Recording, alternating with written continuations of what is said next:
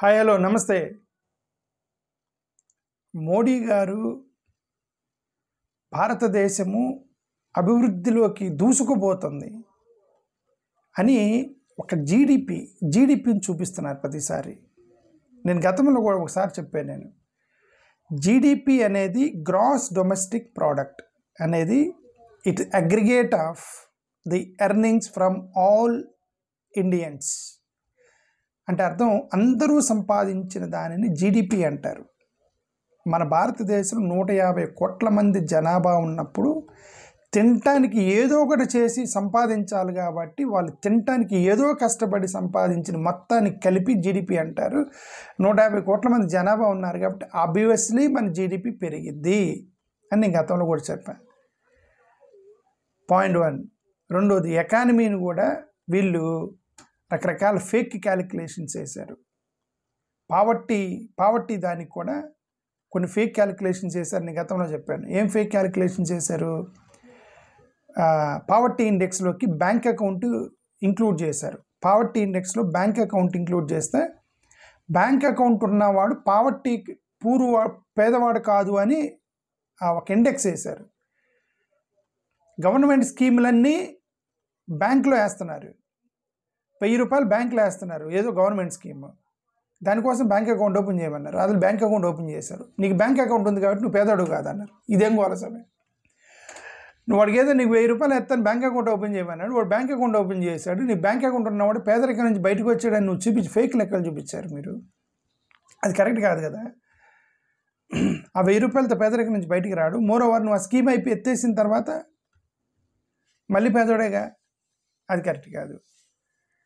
ఇంకొకటి, food hunger దగ్గర ఏమని న్యూట్రిషన్ నుంచి బయటకు వచ్చారని చూపించడానికి అంగన్వాడీ వాళ్ళు పౌడర్ ఇస్తారు కదా, పౌడర్ డబ్బా. ఆ పౌడర్ డబ్బా బాలింతలకు పంచుతూ ఉంటారు అంగన్వాడీ వాళ్ళు.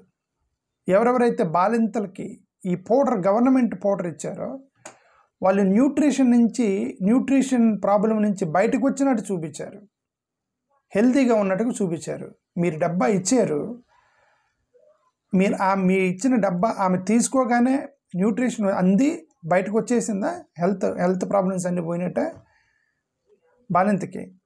ఇవన్నీ కూడా కొన్ని రాంగ్ ఇలాజికల్గా కొన్ని లెక్కలు చూపించి మనం పేదరికం నుంచి బయటకు వచ్చాము, ఎకానమీలో దూసుకొని పోతున్నాము, ఇలాంటి లెక్కలు చూపించడం వల్ల ఇంటర్నేషనల్ ప్లాట్ఫామ్లో మనకు మంచి పేరు రావచ్చేమో. ఇక్కడ దేశానికి ఉపయోగపడదు. ఫస్ట్ ఆఫ్ ఆల్ దేశానికి ఉపయోగపడదు. పాయింట్ 1. పాయింట్ 2, ఏదో ఒక రోజు వాళ్ళు బయట పెట్టారంటే మనకు పరుగు పోయిద్ది. అలాగే ఇప్పుడు ఈరోజు ఒక పరుగు పోయింది. ఏంటి ఆ పరుగు?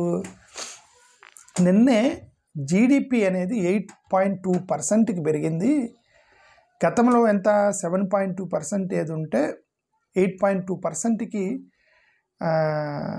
7.8% ఉంది. 7.8% నుంచి 8.2%కి జీడిపి పెరిగింది. So we're fast growing GDP economy అని వీళ్ళు నిన్న స్టేట్మెంట్ ఇచ్చారు భారతదేశం నుంచి. వీళ్ళు ఎప్పుడైతే స్టేట్మెంట్ ఇచ్చారో అదే రోజు సాయంత్రం IMF, International Monetary Fund, IMF వాళ్ళు annual assessment of India's statistical system, annual assessment of India's statistical సిస్టానికి C గ్రేడ్ ఇచ్చారు. C గ్రేడ్ అంటే మీరు ఈ ఎకానమీని గతంలో ఏం చేశారంటే IMF వాళ్ళు కొన్ని పారామీటర్స్ పంపించారు. ఈ పారామీటర్స్ని బట్టి మీరు జీడిపి క్యాలిక్యులేట్ చేయండి అని చెప్పి వాళ్ళ పారామీటర్స్ మీద మనం క్యాలిక్యులేట్ చేసాం. వీళ్ళు ఏం చేశారంటే లేదు మీరు ఇచ్చింది కాదు, మేమే మా పారామీటర్స్ పంపిస్తామని చెప్పి వీళ్ళు కన్విన్స్ చేశారు. గతంలో వీళ్ళు ఇంటర్నేషనల్ వాళ్ళు ఏమంటారు క్యాలిక్యులేషన్ చేసే వాళ్ళని. సరే మీరు మీ పారామీటర్ పంపించమంటే అది బ్యాంక్ అకౌంటు, పాల పౌడరు ఇవన్నీ కలిపి మా వాళ్ళు పేదరికం నుంచి బయటకు వచ్చేసారని పంపించారు. వాళ్ళ తర్వాత ఏం చేశారు? ఓహో వీళ్ళు వాళ్ళు చేసుకుంటున్నారు కదా, వీటికి మనం గ్రేడ్స్ ఇద్దామని చెప్పి మీరు పొగాకు గ్రేడ్ ఇస్తారు కదా, పొగాకు పట్టుకొని ఇది A grade, B grade, G grade, ఒడ్లు A గ్రేడ్, B గ్రేడ్లు ఇస్తారు కదా. నీ ఎకనామిక్ సిస్టానికి గ్రేడ్లు ఇవ్వటం మొదలెట్టారు వాళ్ళు. మనకంటే తెలియగలవాళ్ళు కదా. ఓకేనండి, మీరే చేసుకోండి, మీ పారామీటర్ పెట్టి మీరే చేయండి, కానీ మేము గ్రేడ్లు ఇస్తాను, నువ్వే పారామీటర్లకు అని చెప్పి గ్రేడ్లు ఇస్తాను. ఇప్పుడు మనకి సి గ్రేడ్ ఇచ్చారు. సి గ్రేడ్ అంటే 4 గ్రేడ్లు ఉన్నాయి. ABCD 4 గ్రేడుల్లో మనది సి గ్రేడ్ అంటే లాస్ట్ అంటే ఆల్మోస్ట్ కింద గ్రేడ్ అనమాట. మనది ఒక డి, మనకంటే ఇంకొకటి దరిద్రం, ఇంకొకటి డి ఉంది, అది ఉడికిపోయిందో. అట్లీస్ట్ ఇంకా డి రాలా, డి వస్తే మరి ఇంకా పరుగు పోయేది. సి గ్రేడ్ ఇచ్చారు మనకి. ఇదేనికి సి గ్రేడ్ ఇచ్చారు? మనం పెట్టిన స్టాటిస్టికల్ సిస్టానికి, ఇండియాస్ స్టాటిస్టికల్ సిస్టానికి సి గ్రేడ్ ఇచ్చారు. మరి ఆ సి గ్రేడ్ తోటి స్టాటిస్టికల్ పారామీటర్లు పెట్టుకొని మనం జీడిపి పెరిగింది అంటే వాళ్ళు లెక్క ఇదిగో నువ్వు జీడిపి పెరిగిందని నాకు పంపించావు కరెక్టే, బట్ నీ స్టాటిస్టికల్ టూల్స్ నువ్వు వాడేవే అది క్యాలిక్యులేట్ చేయడానికి, అది సి గ్రేడ్లో ఉంది అని చెప్పినట్లు లెక్క. అంటే నువ్వు సి గ్రేడ్ పారామీటర్స్ వేసి నువ్వు నాకు పంపించావని మనకి ఇండైరెక్ట్గా చెప్పారు వాళ్ళు, ఈ IMF వాళ్ళు అని అర్థం. దానివల్ల ఏంటి ఉపయోగం మనకి? Okay, so surprising. వాళ్ళు ఎందుకు సి గ్రేడ్ ఇచ్చారు? వాళ్ళు ఎందుకు మనకి సి గ్రేడ్ ఇచ్చారట? Inadequate access to data for IMF surveillance. మనం ఏదైతే క్యాలిక్యులేట్ చేస్తున్నాం అదే చెప్తున్నాం కదా. బ్యాంక్ అకౌంట్ పెట్టి పేదరికం నుంచి బయటకు వచ్చారు, పాల పౌడర్ ఇచ్చి అనారోగ్యం నుంచి బయటకు వచ్చారు, ఇవన్నీ పెట్టాం కదా మనం. అటు డేటా మేము వచ్చి చెక్ చేస్తామంటే డేటాని దాచిపెడుతున్నారట, వీళ్ళు ఇవ్వట్లేదట వాళ్ళకి. అందుకని సి గ్రేడ్ ఇచ్చారు. Inadequate access to data for IMF surveillance వాళ్ళు ఇచ్చిన రీజన్ అది. అవుట్డేటెడ్ బేస్ ఇయర్, ఇంక ఇది దారుణం. అవుట్డేటెడ్ బేస్ ఇయర్ అంటే 2011-12 లెక్కలు చూపించి మనోళ్ళు మన ఫాస్ట్ గ్రోయింగ్ అని చెప్తున్నారు. 2011-12 లెక్కలు బేస్ ఇయర్ 2011-12 చూపించి ఫాస్ట్ గ్రోయింగ్ అని చెప్తున్నారు. 2011-12లో అప్పుడు మనీ వాల్యూ ఎంత, ఇప్పుడు మనీ వాల్యూ ఎంత, అప్పుడు ప్రైసింగ్ ఏంటి, ఇప్పుడున్న ప్రైసింగ్ ఏంటి, అప్పుడున్న జీతాలు ఏంటి, ఇప్పుడున్న జీతాలు ఏంటి. 2011-12లో 10,000 సంపాదించేవాడు ఈరోజు 20,000 సంపాదిస్తాడు అంటే అర్థం వాడి జీతం పెరిగినట్టు కాదు. 10,000 ఈజ్ ఈక్వల్ టు 20,000 టుడే.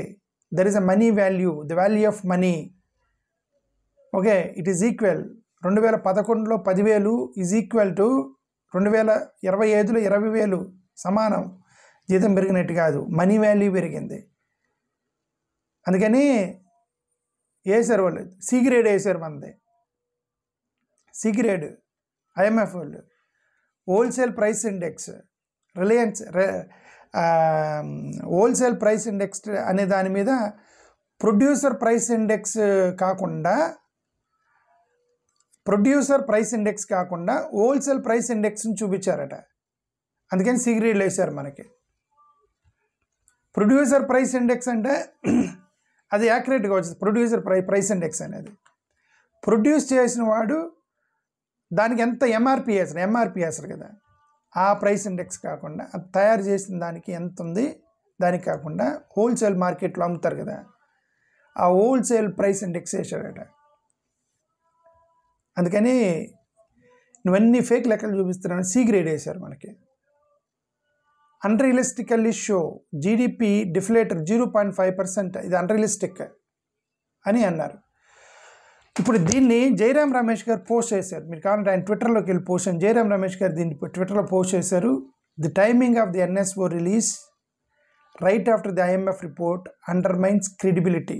మనం ఇచ్చేటువంటి ఈ ఎకానమీ ఏదుందో క్రెడిబిలిటీ చూపిస్తుంది అన్నాడు. High growth lakhs renewed momentum in private investment making it unsustainable. Low deflator masks real inflation, potentially misleading policymakers and public. Correct? Misleading policymakers and public. Okay. Government side నుంచి officials ఏమో NSO data అంటే మేము కరెక్ట్గానే ఇచ్చాము, నువ్వే wrong, మాది B grade రావాల్సింది మీరు C గ్రేడ్ ఇచ్చారు, ఓవరాల్గా B గ్రేడ్ వచ్చింది, ఆ ఓన్లీ IMF ఒకటే మాకు C గ్రేడ్ ఇచ్చారు, ఏదో వాళ్ళు డిఫెండ్ చేస్తున్న గవర్నమెంట్.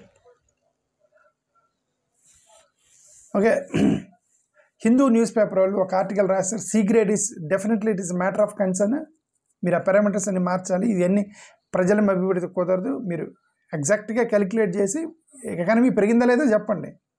అది కూడా జీడిపిని తీసేసండి అండి. పర్ క్యాపిటల్ ఇన్కమ్ పెరుగుతుందా, ఇన్ఫ్లేషన్ ఏమంది, పర్ క్యాపిటల్ ఇన్కమ్ ఏంటి, పావర్టీ రేట్ ఏంటి, అన్ఎంప్లాయ్మెంట్ రేట్ ఏంటి, ఇవన్నీ చూపించాలి. ఓకే, హంగర్ ఇండెక్స్, ఇవన్నీ కూడా దారుణంగా ఉన్నాయి. Hunger index, per capital income, ఇవన్నీ దారుణంగా ఉన్నప్పుడు ఒక చిన్న మొత్తం ఓవరాల్ అగ్రిగేట్ జీడిపి ఒక్కడ పట్టుకొని గ్లోబల్లో మేము పెరిగిపోతున్నాము ఫోర్త్ ప్లేస్లోకి, ఫిఫ్త్ ప్లేస్లోకి అని చెప్తే మధ్యలో ఇట్లా సి గ్రేడ్ ఇచ్చారు మనకి. అలాంటివి చేయకండి అని, అది సంగతి. ఓకే, నేనేమన్నానంటే మనకు మంచి పేరు వస్తే ఇక్కడ లోకల్ ఉన్న పేదలకు ఆకలి తీరదు. కరెక్ట్గా ఆలోచించి నిజంగా పేదవాళ్ళు ఉన్నారు, వాడికి భోజనం ఎట్ట పెడదామని ఆలోచించాలి.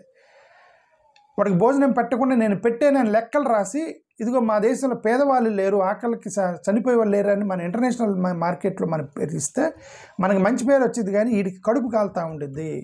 వీడికి భోజనం పెట్టకుండా పెట్టినట్టు రాస్తాయి. అక్కడ మంచి పేరు వచ్చింది కానీ ఇక్కడ కడుపు కాలేదు. అంటే ఎగ్జాంపుల్, ఒక హాస్టల్ వార్డెను పిల్లోడికి భోజనం పెట్టకుండా కడుపు మార్చి, పిల్లల మొత్తానికి కడుపు మార్చి రిజిస్టర్లో రాసి ఇదిగో పప్పు వేసాను, చికెన్ పెట్టాను, ఇన్నిసార్లు బాదం పప్పులు వేసి అన్నం ఉండేనని చెప్పి గవర్నమెంట్కి లెక్క చూపించాను హాస్టల్ వార్డెను. ఆ లెక్కలు మొత్తం చూసుకొని గవర్నమెంట్ ఏమనుకునేది, ఈ హాస్టల్ పిల్లలందరికీ నేను ప్రశాంతంగా భోజనం పెడతాను శబాష్ అనుకుంటాడు. బట్ యాక్చువల్గా హాస్టల్లో ఉన్న పిల్లల కడుపు మాడిద్ది. అది నేను చెప్పదలుచుకుంది. థ్యాంక్ యూ, నమస్కారం.